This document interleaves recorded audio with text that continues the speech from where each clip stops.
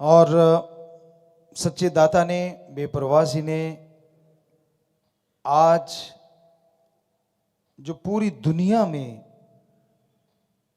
राम नाम की चर्चा हो रही है, परमपिता परमात्मा को पाने की चर्चा हो रही है, सच्चे दाता ने ऐसी अलख जगाई कि आज वो घर जो कभी नरक के मानिंद हुआ करते थे आज स्वर्ग जैसे बन गए हैं। वो इंसान जो शैतान या यूं कह लीजिए हैवान से भी गिर गए थे आज बहुत ही बढ़िया इंसान बन गए हैं। इस दुनिया में जीना हर किसी ने है, समय निश्चित है और हर कोई अपना काम कर रहा है, लेकिन जीने जीने में बड़ा फर्क होता है। संत पीर फकीर इस धरती पे आते हैं ताकि परमपिता परमात्मा की औलाद का जीवन सुखमय हो सके, और बाकी इंसान दुनिया में आते हैं उसका और उसके परिवार का जीवन सुखमय हो सके। जमीन आसमान का फर्क होता है। संत कभी किसी से भेदभाव नहीं करते, संत कभी किसी का बुरा नहीं सोचते। करना तो बहुत दूर की बात होती है। आदमी का मन जैसा उसको दिखाता है, जैसा वो दुनिया में विचरता है, व्यवहारिक तौर पे, सामाजिक तौर पे जैसा वो अनुभव करता है, उसे यूं ही लगता है कि शायद संत भी ऐसे ही होते हैं। क्योंकि जो जिन ख्यालों का स्वामी है वो सामने वाले को उसी तराजू पे तोलता है। जैसे विचार खुद के होते हैं उसे यूं ही लगता है कि सामने वाला भी बिल्कुल ऐसा ही होगा, जबकि ये जरूरी नहीं होता और हमें लगता है लगभग लगभग ऐसा सोचने वाले गलत होते हैं। हर आदमी की फितरत अलग होती है, सोच अलग, विचार अलग और तकदीर अलग, नसीब यानी भाग्य अलग होते हैं, कर्म अलग होते हैं। पर ये इंसान की मनोदशा है, वो अपने दायरे से बाहर नहीं निकलता। जैसे कुएं का मेंढक होता है, उसको नहीं पता होता कि इससे बड़ा भी कोई जगह है। वो सारा टाइम उसी में घूमता और उसे लगता है देखो मैं कितना बलवान हूं, एक किनारे से डुबकी मारता हूं, दूसरा किनारा पकड़ लेता हूं। कहते किसी दिन बाढ़ आ गई और कुआं भर गया और वो कुएं का मेंढक निकला तो समुंदर में चला गया। बेचारा डुबकी मारे, उसे लगे किनारा आएगा, किनारा सारी जिंदगी गुजर गई, किनारा ना मिला। फिर उसे पता चला कि नहीं, बहुत कुछ है दुनिया में।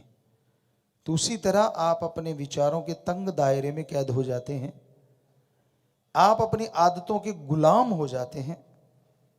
कब इन सब से आपके अंदर आत्मबल गिरता चला जाता है और आत्मबल के गिरने से आप अशांत और दुखी रहते हैं।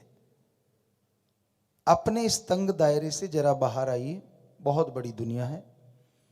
और संत पीर फकीर सिर्फ इसलिए आते हैं कि आपको कुएं वाले मेंढक से निकाल के समुद्र का मेंढक बना दिया जाए, ताकि आप तारी मारते रहें और खुशियां लूटते रहें, कभी कमी आए ही ना।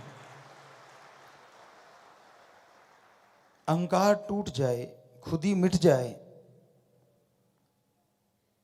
बेपरवाह जी ने वचन फरमाए हमेशा, सबका भला सोचो, सबका भला करो और जितना हो सके सेवा करो।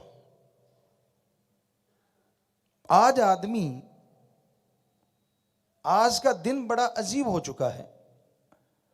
आज आदमी खुदगर्ज हो गया है, नाटकबाज हो गया है, स्वार्थी हो गया है। बेपरवाह जी के साथ हम शायद नवंबर में 90 में या दिसंबर में घूम रहे थे, तो एक जगह पे वो बैठे और फरमाया कि जो दिन गुजर गया शुक्र मनाओ, बढ़िया है, आने वाला दिन इससे भी बुरा होगा। तो दिन अगर बुरे का मतलब निकालें तो दिन बुरे का मतलब ये नहीं कि कोई दिन तिथ बार त्योहार बुरा हो जाएगा।